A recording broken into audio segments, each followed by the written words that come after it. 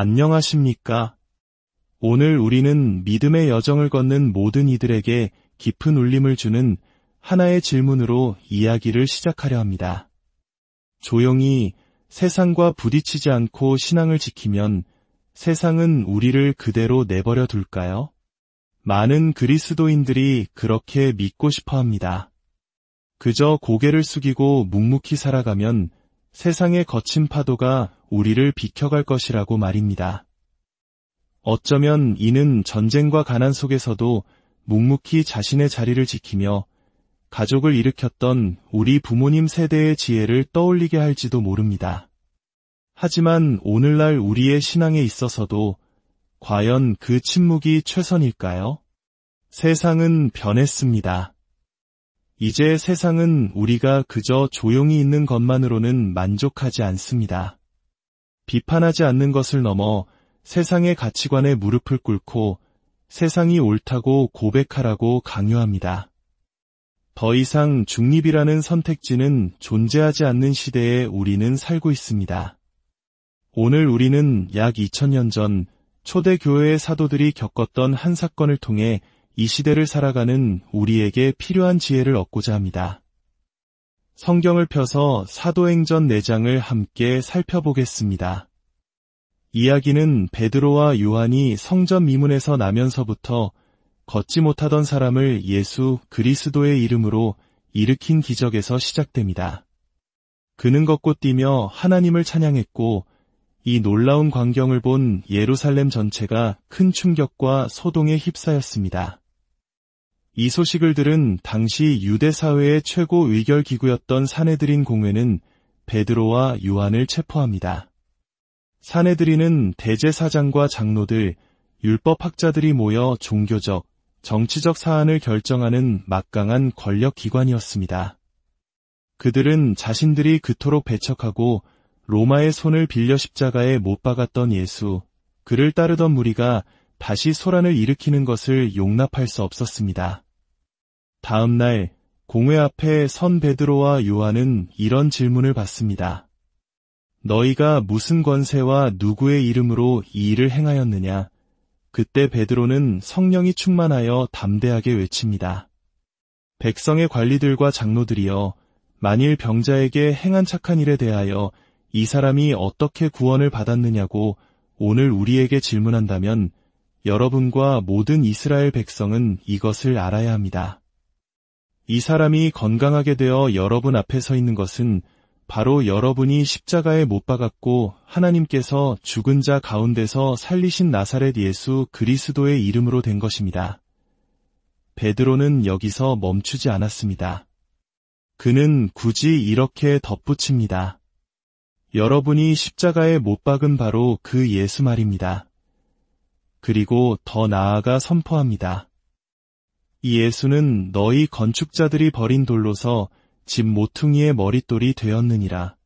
다른 이로서는 구원을 받을 수 없나니 천하 사람 중에 구원을 받을 만한 다른 이름을 우리에게 주신 일이 없음이라. 이것은 단순한 답변이 아니었습니다. 그것은 권력 앞에서의 정면 선언이었습니다. 이제 2000년 전의 사건이 오늘날 우리가 사는 포스트 크리스천 시대와 어떻게 놀랍도록 닮아 있는지 살펴보겠습니다.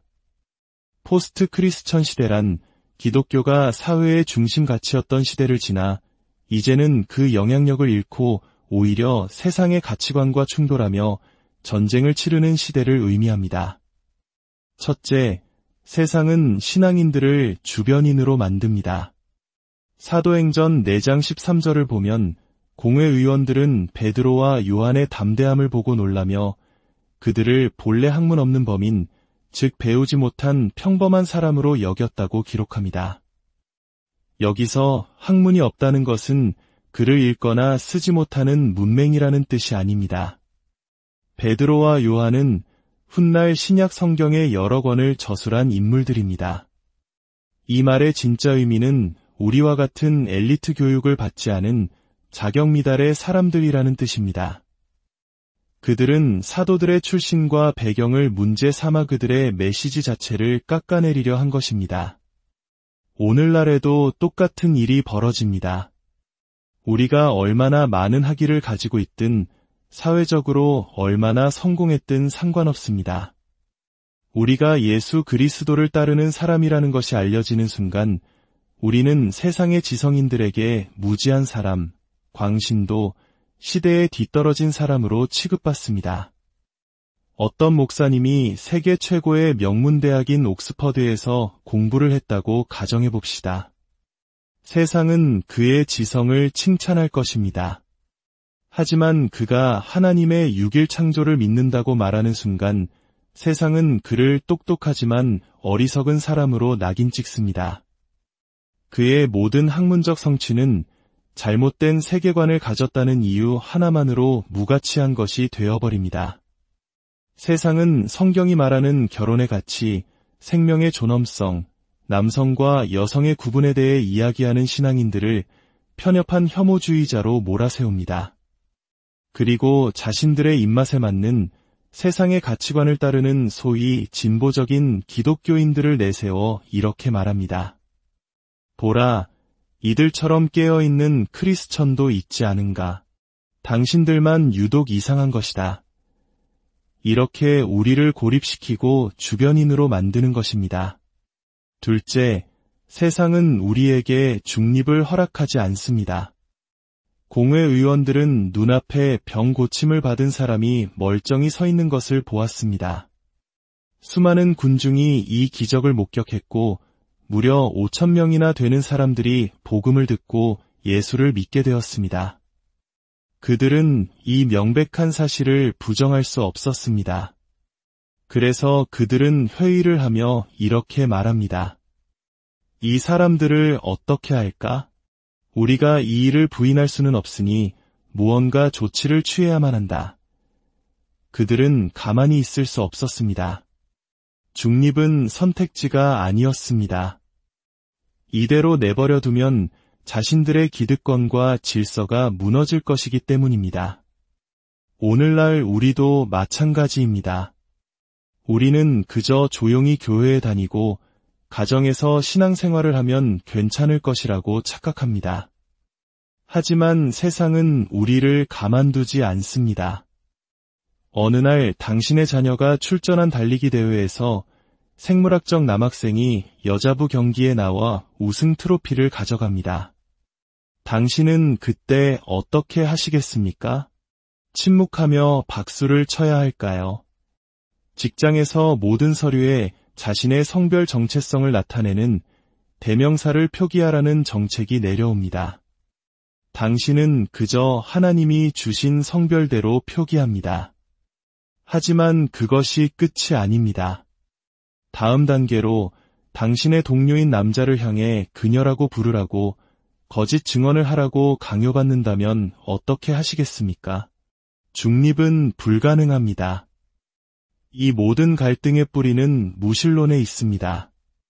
하나님이 없다는 믿음, 따라서 우리는 우리 자신 외에 그 누구에게도 책임질 필요가 없다는 세계관입니다. 나의 진리라는 말이 유행처럼 번지는 이유가 바로 이것입니다. 만약 창조주 하나님이 존재한다면 이 모든 세계관은 한순간에 무너집니다. 그렇기 때문에 그들은 하나님의 존재를 기반으로 한 우리의 신앙을 결코 용납할 수 없는 것입니다. 충돌은 필연적입니다. 셋째, 진정한 갈등의 핵심은 바로 그 이름입니다. 사내들인이 베드로와 요한에게 내린 최종 명령을 주목해 보십시오.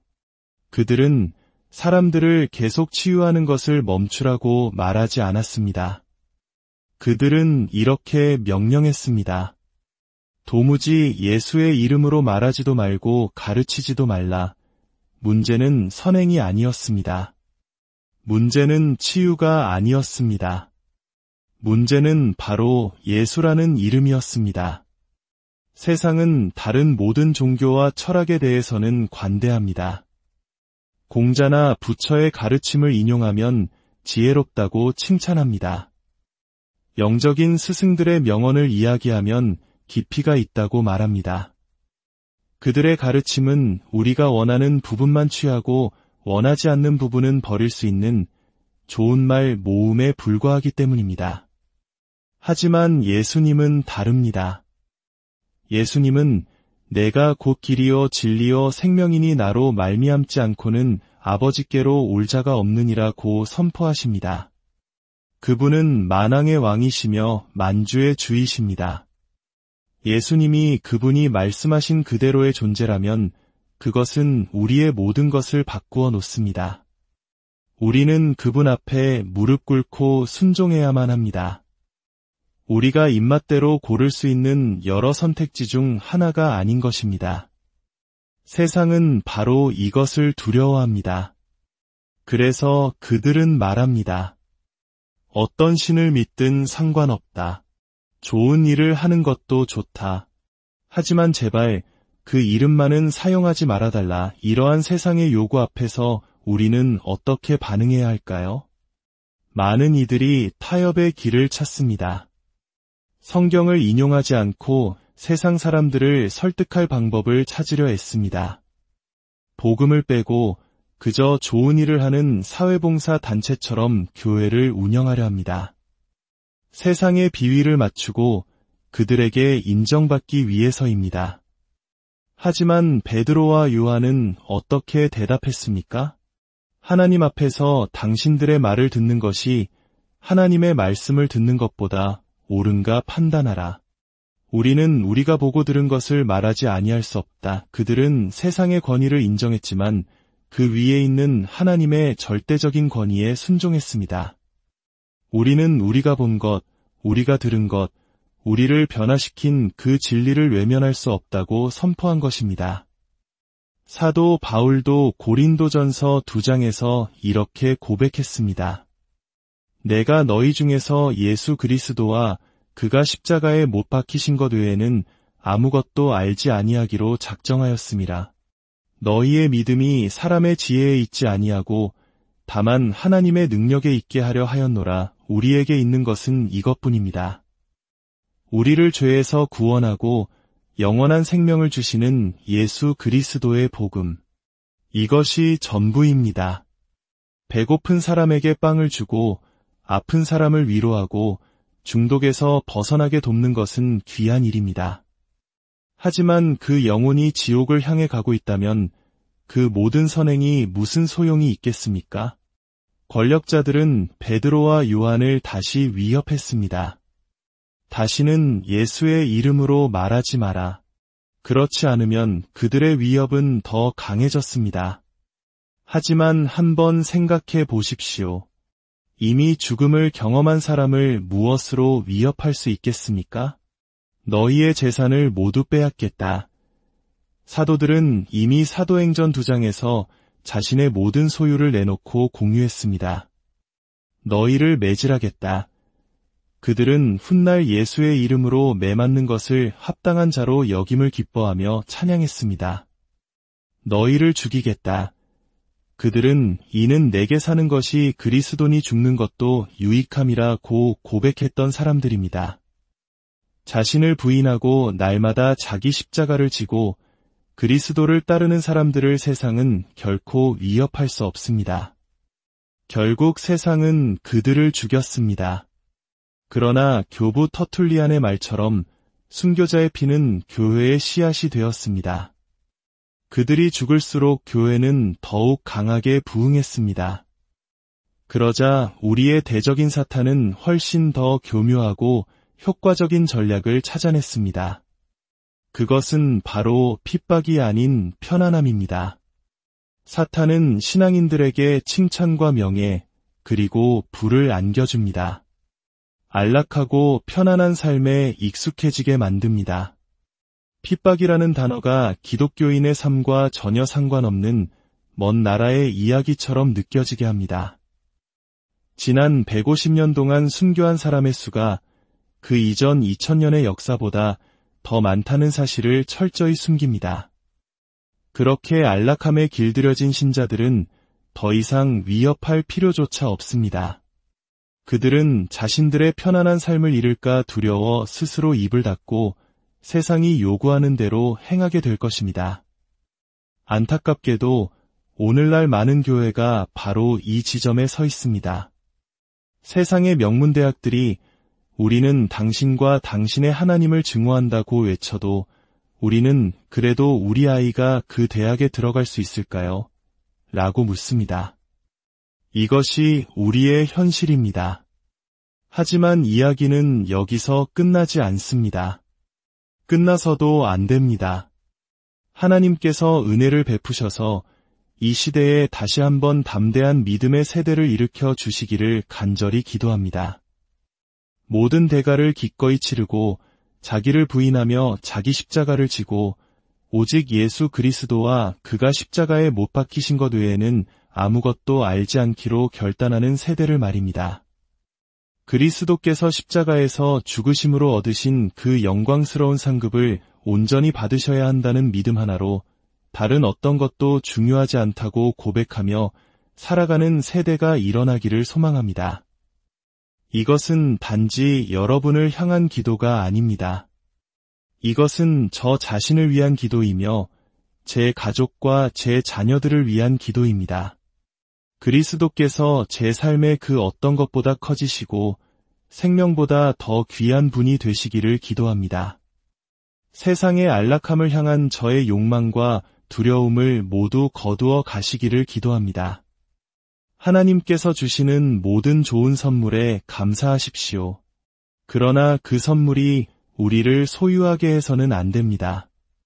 주님이 주신 모든 것을 언제든 놓을 수 있는 열린 손으로 붙잡으십시오. 그리고 우리 마음 깊은 곳에서부터 이것을 믿읍시다.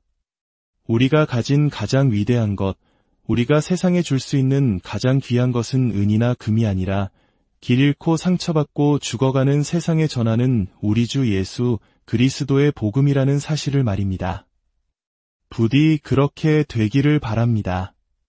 함께 기도하겠습니다. 은혜로우신 하나님 아버지, 주님의 위대하심 앞에 경배하며 그 영광에 압도되고 그 은혜에 겸손히 엎드립니다. 오늘 우리가 들은 이 말씀이 저희 마음 깊은 곳에 심기게 하옵소서.